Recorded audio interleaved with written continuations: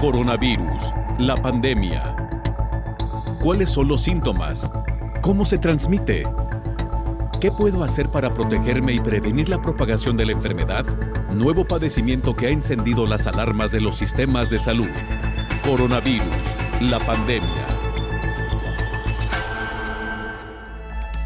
¿Qué tal? ¿Cómo le va? Bienvenido a un programa más de Coronavirus, la pandemia. Le recordamos que el fin de semana también tenemos programa. Hacemos una recapitulación, un recuento de lo que le hemos presentado a lo largo de los últimos días. Es por ello que iniciamos con el reporte que nos presenta nuestro compañero Roberto Castañares desde la sede de la Organización Mundial de la Salud en Ginebra, Suiza. Hola, ¿qué tal? Buenos días a todo el auditorio de Canal 44. El 10 de enero se marcó el pico de casos reportados de coronavirus a la Organización Mundial de la Salud. Fueron 835.000 aquel día en todo el mundo, solo superados mínimamente por los notificados el 20 de diciembre. Desde entonces, el descenso es evidente. Esta semana nos movemos entre 300.000 y 400.000 nuevos casos diarios. Si nos fijamos en los fallecidos, la tendencia es similar. El pico se alcanzó el 22 de enero con casi 17.000 decesos. Desde entonces, el descenso también es claro y estos días nos movemos en el entorno de los 10.000 muertos notificados por jornada. Aún así, son cifras, las de infectados y las de fallecidos, muy altas, que desde el inicio de la pandemia nos dejan más de 107 millones de personas contagiadas y 2.350.000 muertos en todo el mundo. Los datos de las redes sanitarias nacionales indican que las dosis de vacunas anti-COVID administradas superan ya los 150 millones, un tercio de las cuales se han inoculado en Estados Unidos. China, la Unión Europea y el Reino Unido también han avanzado mucho en este camino de buscar la inmunidad. A eso también van a ayudar las investigaciones que siguen realizándose, como la del Instituto de Investigación Biomédica de Bellinzona, en Suiza, que ha anunciado el desarrollo de un anticuerpo doble de nueva generación que ha completado la fase preclínica y es capaz de proteger contra la COVID-19 y, lo que es más importante, también contra sus variantes y prevenir la mutación del virus. Es una esperanza más de desarrollar un tratamiento eficaz contra este virus, aunque tiene un problema: su coste elevado, que no permitiría constituirlo como una alternativa a la vacuna. No obstante, estaría indicado en pacientes con cáncer sometidos a inmunoterapia que no respondan bien a la vacuna y a los cuales un anticuerpo podría protegerles del virus. Reportó desde Europa Roberto Castañares para el programa Coronavirus, la pandemia.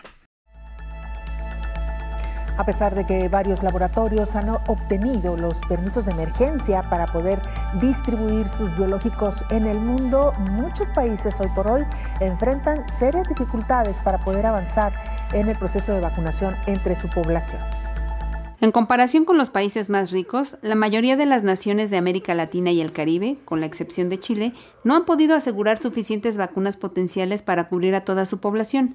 El desafío es mayor cuando las compras se restringen a las que están autorizadas. Solamente Canadá y el Reino Unido han comprado suficientes vacunas autorizadas para poder administrar 2 dosis a cada persona. Dentro de la región de América Latina y el Caribe, eso es cierto solo para Chile.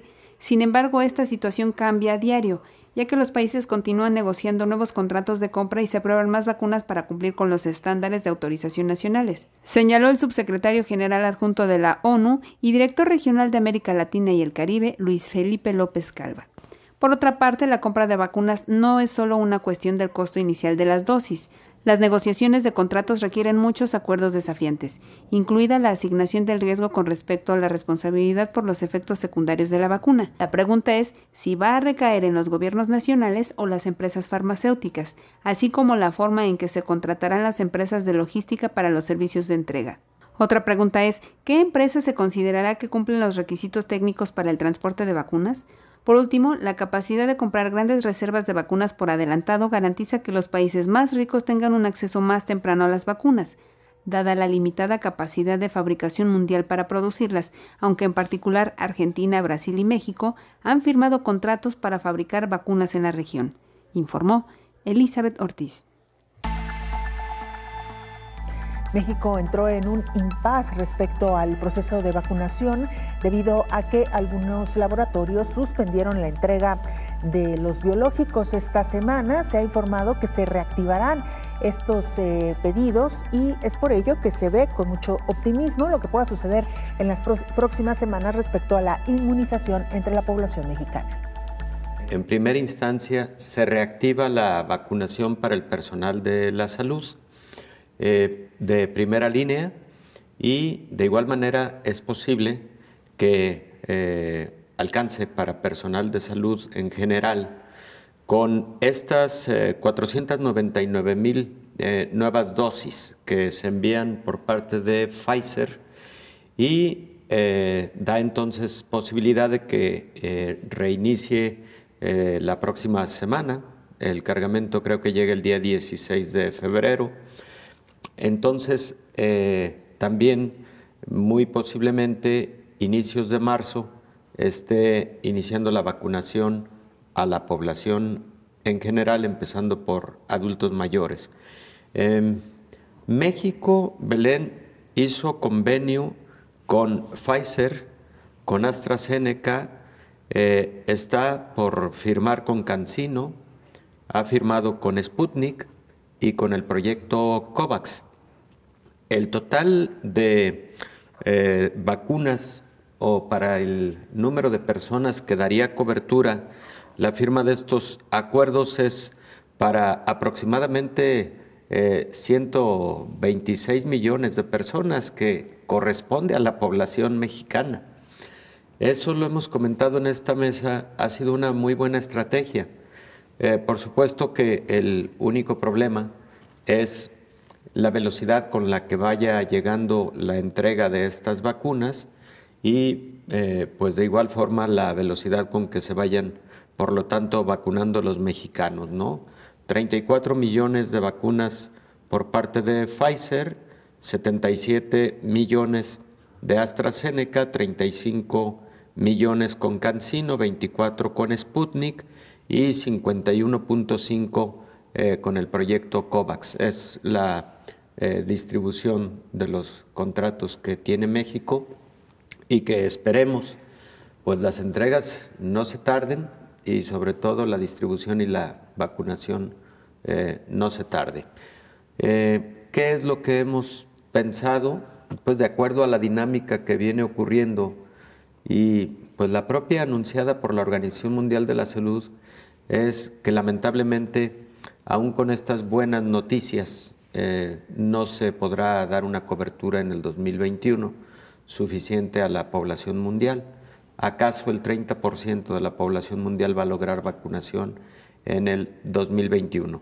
Algunos países llevan un buen ritmo, lo hemos comentado de igual forma. Israel es el país que lleva el más alto porcentaje de su población vacunada hasta este momento.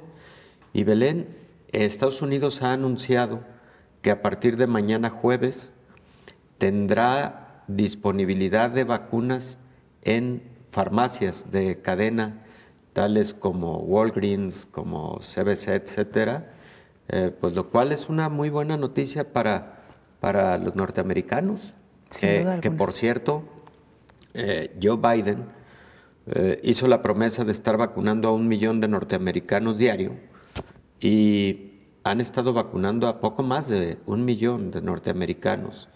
Entonces el ritmo que lleva Estados Unidos pues también es razonablemente bueno. Ahí la pregunta sería si el esfuerzo COVAX va a lograr su objetivo de equidad para todos los países, incluyendo los países de bajos ingresos. Ojalá y el proyecto COVAX de verdad alcance para ese propósito, porque pues creo que es un asunto de ética global, de ética internacional, de humanismo, de humanitarismo, de solidaridad, todo lo que se requiere más que nunca en esta pandemia. Hacemos una pausa, la primera, regresamos con más.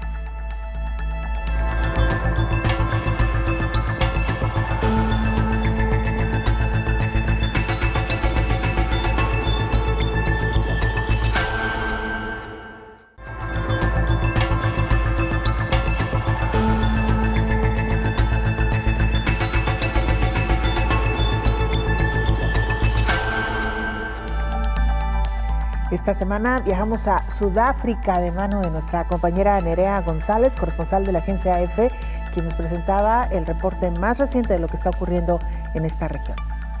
Hola, ¿qué tal? Buenos días, Belén, y buenos días a todo el auditorio de Canal 44 desde Sudáfrica, el país que sigue siendo, con casi 1,5 millones de infecciones acumuladas ya, el más golpeado por la pandemia en todo el continente africano.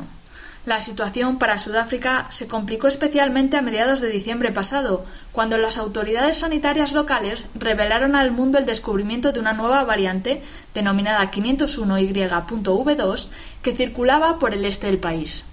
Desde aquel momento, la nueva variante, que aunque no es más grave, se ha demostrado un 50% más infecciosa que la original, se volvió dominante, causando una segunda gran ola de contagios que obligó a imponer medidas de confinamiento durante toda la Navidad. Solo en las últimas semanas los nuevos contagios han empezado a descender, pero esas buenas noticias llegaron acompañadas de un nuevo revés para Sudáfrica. Esta nueva variante parece ofrecer una mayor resistencia a las vacunas desarrolladas hasta la fecha para el coronavirus original. En concreto, la más afectada parece ser la vacuna desarrollada por la Universidad de Oxford y AstraZeneca, ya que según un estudio preliminar, solo prevendría el contagio en un 22% de los casos. Los científicos son optimistas, no obstante, respecto a que nuevos estudios puedan demostrar que esa vacuna sí es efectiva contra la posibilidad de desarrollar un caso severo de la enfermedad. Pero a la espera de más datos, Sudáfrica, que había recibido su primer lote de vacunas el pasado 1 de febrero, 1 millón de dosis y todos de AstraZeneca, ha decidido pausar su aplicación y mover su estrategia para procurarse cuanto antes vacunas de otros laboratorios como Johnson & Johnson o Pfizer, que sí que se han demostrado lo suficientemente efectivas contra la variante local. Con ello, Sudáfrica espera poder mantener su objetivo de empezar a vacunar al personal sanitario este mismo mes y contener así el avance de la variante local, que de extenderse a otras zonas del mundo plantearía graves problemas hasta que se desarrollen vacunas específicas para esta mutación. No en vano, la vacuna de Oxford es, por ejemplo, la que esperan pronto la mayoría de las naciones africanas.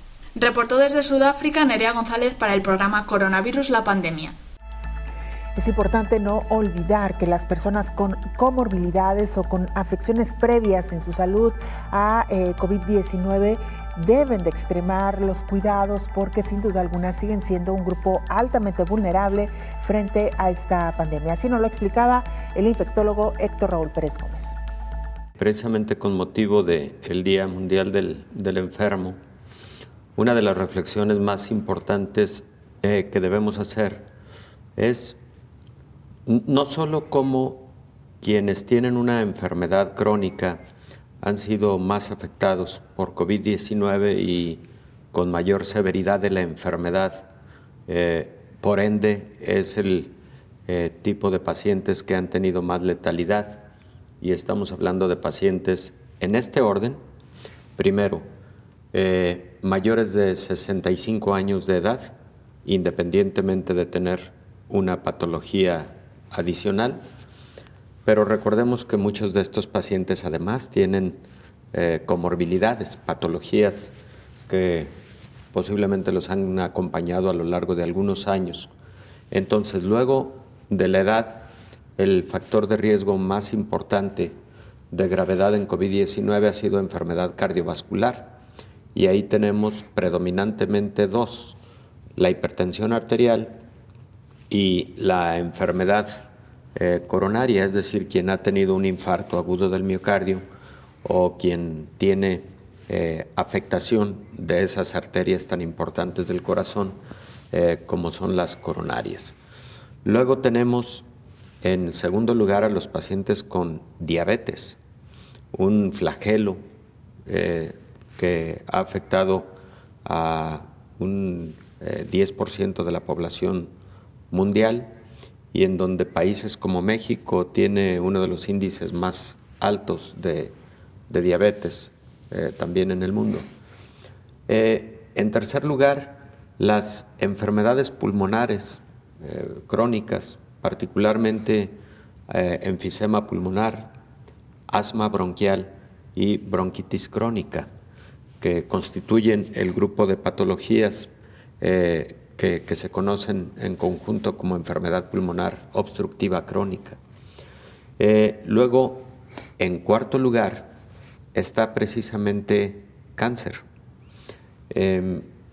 Cáncer que recientemente también ha sido el Día Internacional de la Lucha contra el Cáncer, y que evidentemente en pacientes con COVID, las patologías malignas que están activas, particularmente las que están activas, pues han representado también un factor de riesgo de gravedad, y en particular aquellos pacientes en donde cáncer de pulmón es la patología preexistente, porque evidentemente estamos hablando de que COVID-19, aunque es una enfermedad sistémica, afecta predominantemente a las vías respiratorias, en específico el parénquima pulmonar. Y además de esta reflexión de la importancia que tienen las comorbilidades en la gravedad del COVID-19, creo que la otra reflexión, y lo hemos comentado en esta mesa en múltiples ocasiones, es, y la OMS alertó al respecto, cuánto posiblemente se hayan descuidado la atención oportuna, la atención permanente de las enfermedades crónicas, por haber focalizado tanto la atención a la contención de la pandemia. Era lógico que el mundo se tuviera que volcar a ver y atender la pandemia de COVID-19, situación que prevalece. Pero por septiembre, recordarás, Belén, aquí lo platicamos en una de los programas, Tedros Adhanom, el director general de la OMS, le pidió al mundo que no perdiera de vista las enfermedades crónicas, que siguiera atendiéndolas con la misma atingencia y con la misma oportunidad, y que no perdiera de vista lo importante de mantener el aprovisionamiento de medicamentos, de vacunas para otras patologías, por cierto, y hacía particular énfasis el director de la OMS al respecto de tratamientos para cáncer en todos los grupos de edad, ¿no? Entonces, creo que el tema de hoy nos debe llevar particularmente a esas dos rutas de reflexión, el que se atiendan de forma oportuna las enfermedades crónicas, porque además las padecen los grupos vulnerables, y segundo, el que estas patologías estén bajo muy buen control, porque en descontrol representan más riesgo de letalidad por COVID-19. No se encuentran los pacientes con cáncer dentro de los grupos de mayor impacto. Puede ser por dos motivos. Primero, porque por supuesto que existe mucha más enfermedad cardiovascular y existe mucha más diabetes y obesidad en el mundo que cáncer. Por ejemplo, el 35% de la población mundial adulta tiene enfermedad cardiovascular de ese tamaño. El 10% de la población mundial tiene diabetes. Aproximadamente el 35% de la población mundial tiene al menos sobrepeso, y cerca del 50%, diferenciado con algunos países con mayor impacto, como el caso de México, lamentablemente, tienen obesidad. Entonces, estas enfermedades, que son las más prevalentes en el mundo, pero que además trastornan significativamente la respuesta inmune, sobre todo diabetes y obesidad, han significado las más importantes comorbilidades. En relación a cáncer, que dentro de la tabla de morbimortalidad en el mundo se encuentra pues aproximadamente en el lugar número 7 y no en los primeros lugares, es posible que por eso estemos viendo, digamos, menos impacto de cáncer sobre la letalidad en COVID-19, y por eso lo encontramos cuando vemos en orden de prelación el impacto de estas comorbilidades con COVID-19, lo estamos viendo más o menos en el lugar número 6 o en el lugar número 7. Ahora, es diferente el paciente con cáncer que está activo con la malignidad, porque es un paciente que posiblemente está recibiendo quimioterapia, posiblemente está recibiendo radioterapia, y esas condiciones pueden tenerlo en inmunosupresión, y esos pacientes, por lo tanto, sí podrían tener mayor gravedad por COVID-19. Y no solo eso, Belén, los pacientes con inmunosupresión se ha identificado que pueden tener actividad viral con replicación de SARS-CoV-2 durante un periodo más largo de tiempo en sus células, por ejemplo, del árbol respiratorio, que los pacientes que no tienen inmunosupresión. Entonces, de hecho, fíjate, Belén, las mutaciones que se han identificado y que han dado lugar a nuevas cepas, se piensa que posiblemente se han originado en pacientes inmunosuprimidos que por lo tanto han tenido más periodo de replicación viral, y que ese mayor periodo de replicación viral ha generado para el virus mayor posibilidad de mutar. Entonces, en general se considera que los pacientes con cáncer que están activos y que reciben quimioterapia tienen inmunosupresión y son, digamos, más fáciles presas de la gravedad de una enfermedad infecciosa como COVID-19. Hacemos una pausa, volvemos con más.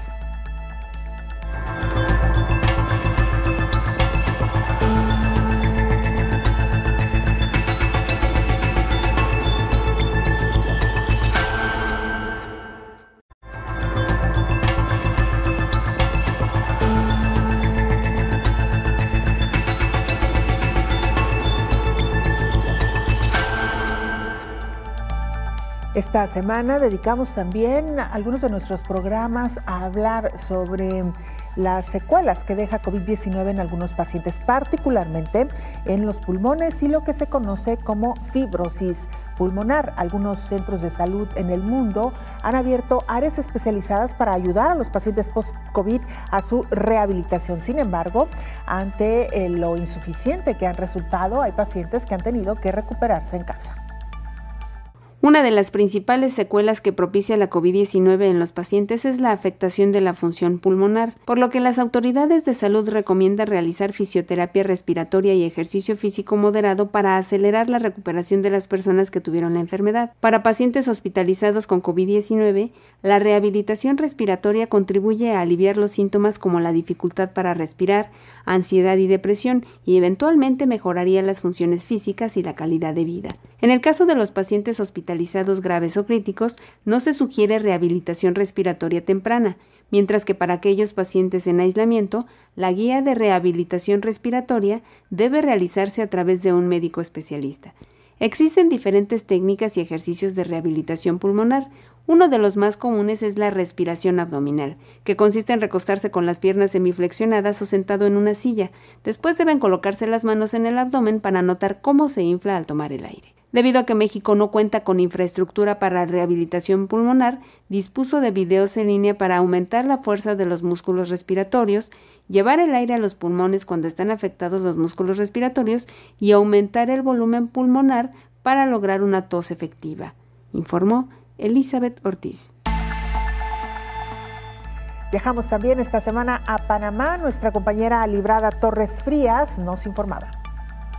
¿Qué tal, amigos del programa Coronavirus, la pandemia del Canal 44 de México? Les saluda Librada Torrero Frías del Sistema Estatal de Radio y Televisión de Panamá. Le damos a conocer cómo las autoridades de salud de nuestro país siguen la lucha para combatir el COVID-19. Con la llegada de las primeras dosis de la vacuna de la farmacéutica Pfizer, Panamá inició el proceso de vacunación el pasado 20 de enero, colocándole las primeras dosis al personal médico que se encuentra en esa primera línea de batalla contra el COVID-19. La ministra de Relaciones Exteriores, Erika Moines, señaló que en próximos días estaremos recibiendo otro lote de vacunas de la farmacéutica Pfizer y del portafolio COVAX para continuar con la jornada de vacunación.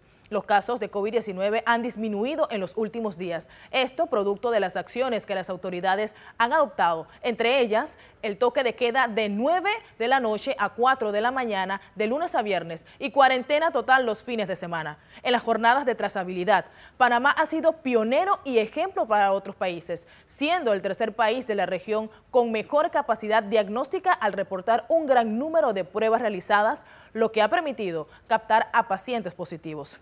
También el gobierno de Panamá ha solicitado al gobierno de Rusia la adquisición de 3 millones de la vacuna Sputnik V para reforzar el proceso de vacunación contra el COVID-19. Hasta la fecha, se contabilizan 328.476 casos activos de COVID-19 en nuestro país. Se registra un total de 5.531 defunciones en los meses que va de pandemia.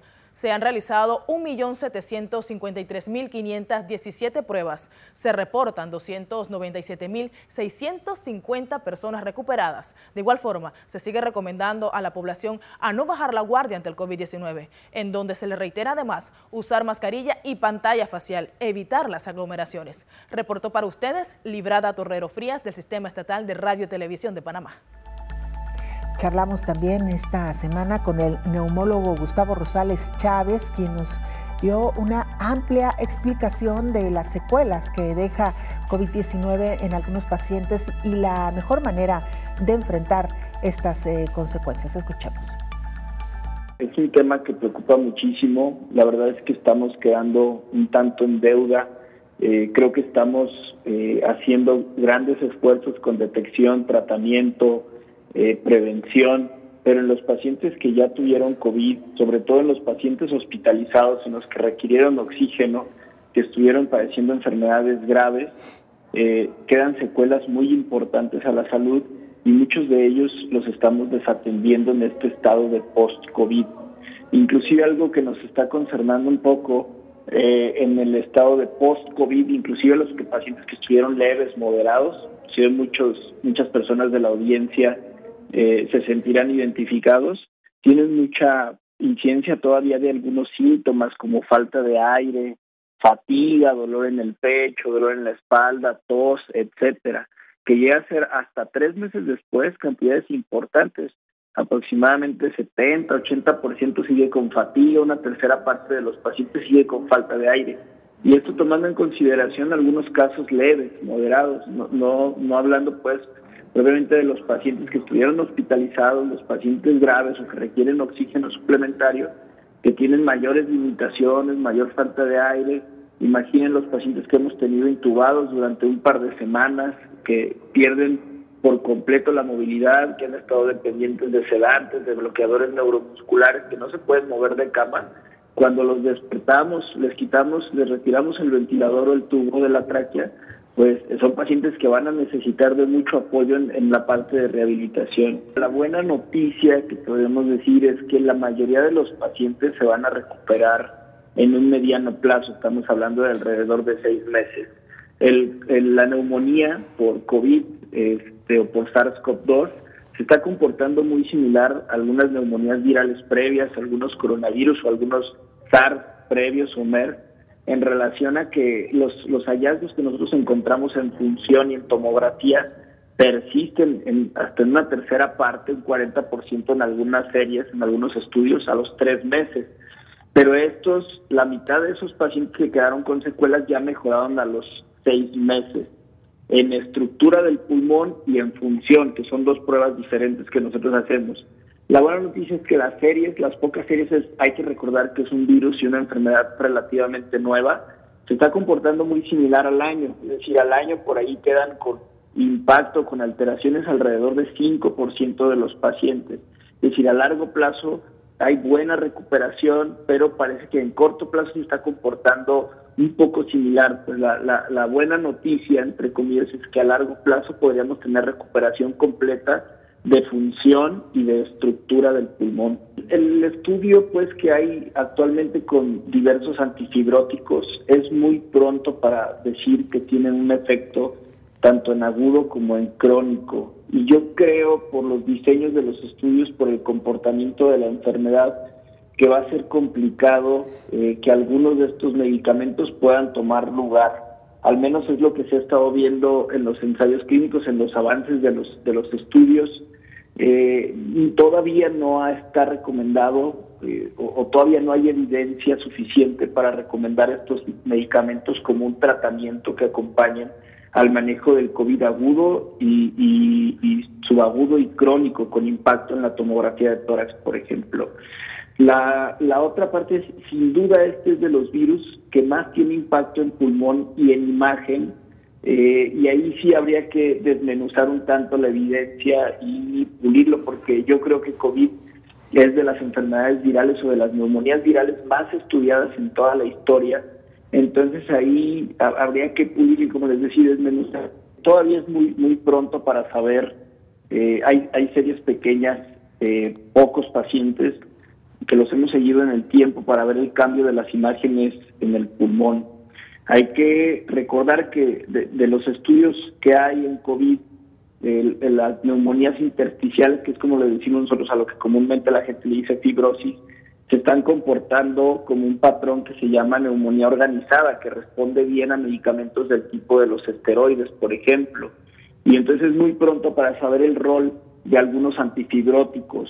Les decía, se está comportando un tanto similar en el tiempo, al año, en el que el 5% aproximadamente de los pacientes continúa con hallazgos en la tomografía. Eso es muy similar a los MERS, a los SARS previos. Lo que sí es que en corto plazo, pues sí hay mayor impacto en la tomografía, pero sí es muy pronto para saber. Hay algunos estudios corriendo, todavía no tenemos resultados concretos, pero es muy pronto para emitir pues un juicio, una recomendación a favor o en contra de antifibróticos. Una adecuada rehabilitación, el enrolar a los pacientes a un programa de rehabilitación cardiopulmonar, nos ayuda a que el paciente pueda retomar sus actividades de la vida diaria, que pueda retomar sus capacidades, a que de forma más rápida dejen el oxígeno suplementario que están utilizando, que mejore su calidad de vida y ese impacto pues en la vida que tienen, ¿no? Nicaragua es otro país que trabaja también intensamente en el combate a COVID-19. Nuestra compañera Mirna Zapata, periodista del Canal 6, nos informa.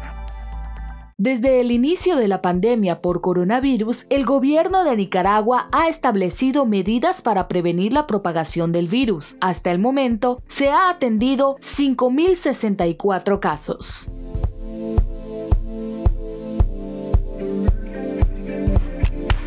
El regreso a las clases presenciales se ha convertido en un asunto urgente e inminente, según solicitudes de entidades educativas y de la niñez internacionales. Por ende, este 1 de febrero, los niños nicaragüenses volvieron a las aulas con estrictos protocolos de prevención y protección.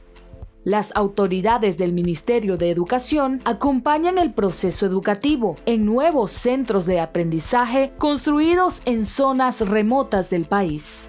En este centro de estudio tenemos 196 estudiantes de primaria regular, primaria extraedad y educación inicial, así como también 125 estudiantes en educación secundaria. Este mismo centro educativo aporta con muchas modalidades, entre ellas educación primaria de campo, que es un programa también de nuestro Gobierno de Reconciliación y Unidad Nacional, que actualmente tenemos ya la primera promoción, se desarrolló en el 2020. Este año seguimos avanzando en esa modalidad también, que es para fortalecer esos niños y niñas que de una u otra forma no pueden estar en una primaria regular. Entonces esa estrategia viene a solucionar estos problemas educativos. La vacuna para la COVID-19 es un aliento para las naciones del mundo. El gobierno de Nicaragua ha planteado sus líneas de acción para adquirir la cantidad de vacunas que requiere el país, para su aplicación gratuita a todo el pueblo. La vacuna rusa ha sido registrada en Nicaragua bajo la autorización para uso de emergencia. El Fondo Directo de Inversiones de Rusia ha resaltado la importancia de la autorización de la vacuna, con lo cual son ya países como Rusia, Bielorrusia, Argentina, Bolivia, Serbia, Algeria, Palestina, Venezuela, Paraguay, Turkmenistán, Hungría, Estados Unidos de América, Irán, República de Guinea, Túnez, Armenia, México y Nicaragua, los países que han aprobado y certificado su uso. La eficacia de la vacuna rusa es del 91.6%, lo cual servirá como una poderosa herramienta para la salud de todas las familias nicaragüenses ante la pandemia del COVID-19. Nicaragua avanza en sus negociaciones con Rusia para el suministro de la misma. La esperanza de superar la pandemia crea compromisos de innovación y protección con los que se lograría recuperar la normalidad. En Nicaragua se continúa trabajando para atender a la población de forma gratuita y con calidad. Para Coronavirus, la pandemia, desde Canal 6 en Managua, Nicaragua, informó Mirna Zapata. Hacemos una pausa, regresamos con más.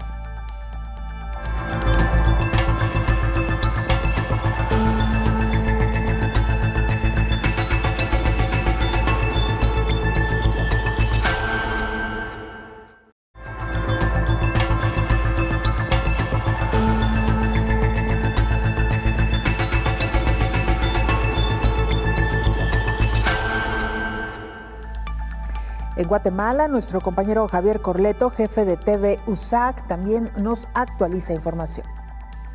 Hola amigos del Canal 44. El reporte de coronavirus en Guatemala es el siguiente. 164.746 casos acumulados, 151.319 recuperados, 7.348 casos activos, 5.989 fallecidos. Las nuevas disposiciones del gobierno de Guatemala son las siguientes.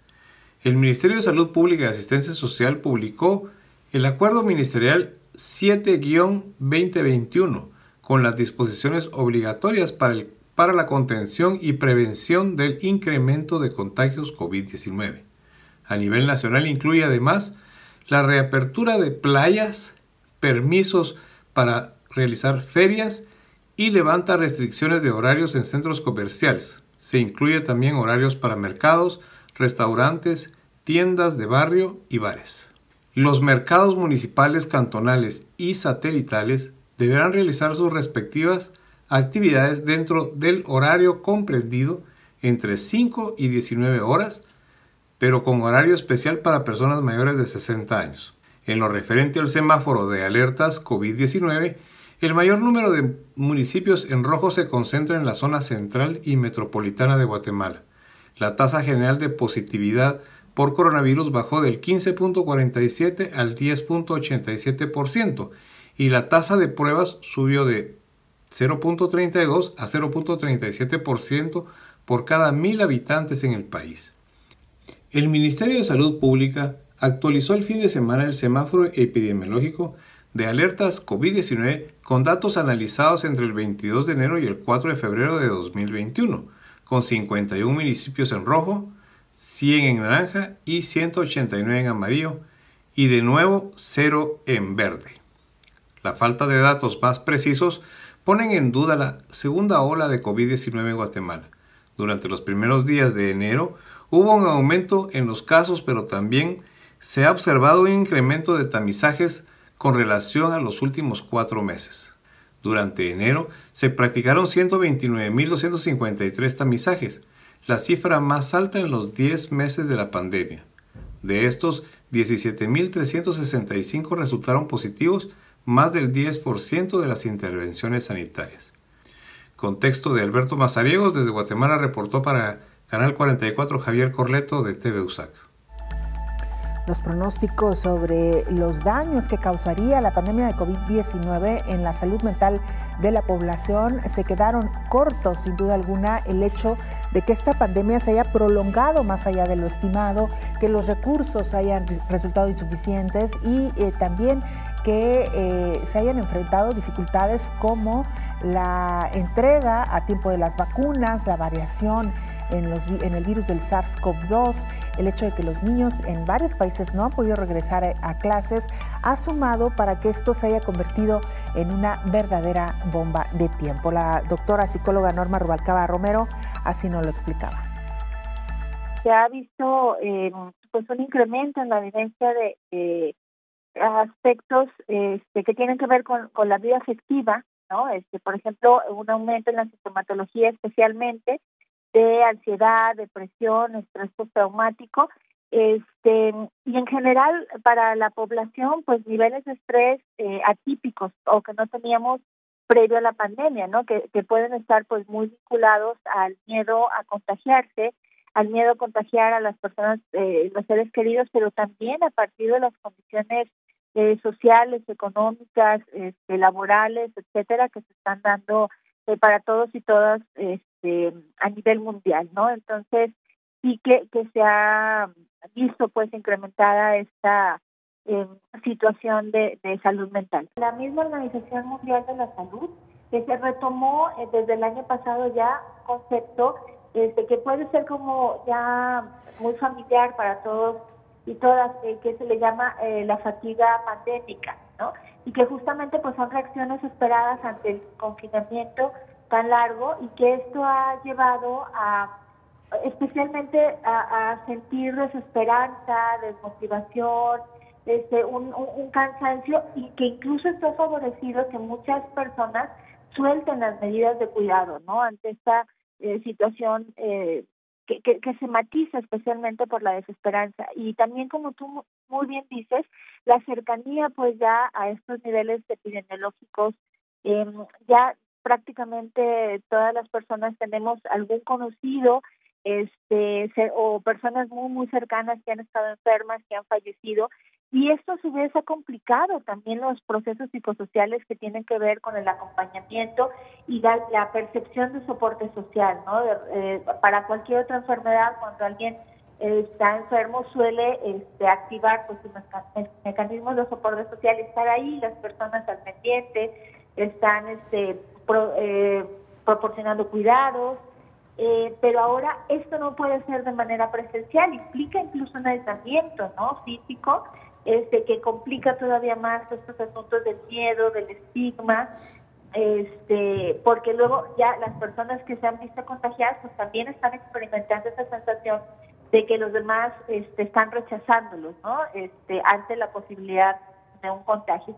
Por otro lado, también, como bien dices, la situación de los duelos inconclusos, ¿no? Que están complejizando todavía más estos procesos de salud mental, la imposibilidad de poder despedirse del ser amado, de ejercer precisamente estos procesos funerarios que ayudan normalmente a que al doliente se sienta acompañado, pues ahorita estos no están siendo posibles. Entonces, eso ha favorecido que los duelos se lleven con más dificultad y, por supuesto, las repercusiones que esto tiene a nivel de salud mental, especialmente pues el disparo de estas sintomatologías con las restricciones incluso que esto implica, porque esto puede generar también mucha frustración, la ausencia de los satisfactores que implica el verse con los amigos, el jugar, el tener sus espacios de interacción y de recreación se han visto muy limitados. Y fíjate que otro elemento que hemos visto en los niños de LEN es el hecho de cuando los niños esto ya es muy prolongado y cuando hay personas que ellos aman, que están en situación de vulnerabilidad frente a la enfermedad, también ellos están experimentando un estrés incrementado, digamos, ¿no? También cuando tienen incluso ellos que retirarse, ¿no? Aislarse del papá, la mamá, el abuelo, que están enfermos, o ante la posibilidad también de llevar, digamos, como el contagio a los seres queridos, esta distancia está incrementando también en ellos los niveles de estrés. Por eso yo voy a insistir siempre en que debemos de voltearlos a ver, ¿no? No nada más en la familia, sino también como políticas públicas, la importancia pues de que demos voz a cómo se están sintiendo los niños y las niñas y que podamos arroparlos, ¿no? Hacerlos sentirlos seguros, que estamos haciendo lo mejor que podemos para protegerles y pues también que ellos se sientan con el soporte social que necesitan para llevar esta pandemia. Esta semana también visitamos Colombia. Nuestra compañera Lisette Mesa, periodista de Oriente Noticias de Colombia, nos presenta el informe. Un saludo muy especial para ustedes desde Colombia. El Ministerio de Salud ha reportado más de 6.443 casos durante las últimas horas de contagios de COVID-19, 7.143 personas recuperadas y 228 personas fallecidas. El total durante la pandemia es 2.173.000 personas contagiadas y más de 56.000 fallecidos. La esperanza para los colombianos sin duda es la llegada de la vacuna, como lo ha anunciado el Gobierno Nacional durante las últimas horas, que llegarían 100.000 dosis en el mes de febrero de los laboratorios Pfizer, 50.000 el próximo 18 y el próximo 27 las otras 50.000. La priorización para esta jornada de vacunación: los trabajadores de la salud, los profesores de básica primaria, las personas con enfermedades como obesidad o diabetes o cáncer, además de los adultos mayores. Para la ciudad de Bogotá se tienen previstas que lleguen 7.673 dosis, además de Barranquilla con 1.250 dosis. Algunas ciudades del país como Manizales y Cúcuta ya hicieron simulacros de vacunación para medir los tiempos del procedimiento de vacunación sin la aplicación de ningún tipo de sustancia. Además, el Consejo Nacional de Política Económica y Social, COMPES, aprobó el Plan de Políticas Estratégicas para la Reactivación Económica, con un total de recursos de 135 billones de pesos que le apostarán a incentivar a las pequeñas, medianas y grandes empresas a generar más de 2 millones de empleos para los colombianos, con el objetivo de recuperarse a través de la reactivación económica de esta crisis derivada de la pandemia. La ruta de trabajo de inmunización: se aplicarán en los centros médicos de mediana y alta complejidad estas vacunas. Estamos a la expectativa de la llegada de estos biológicos los próximos días acá a Colombia. Un saludo muy especial para ustedes, me despido con esta información. De esta manera llegamos al final de este programa especial. Gracias por habernos acompañado. Le invitamos para que nos sintonice en la siguiente emisión de Coronavirus, la pandemia. Hasta entonces. Coronavirus, la pandemia.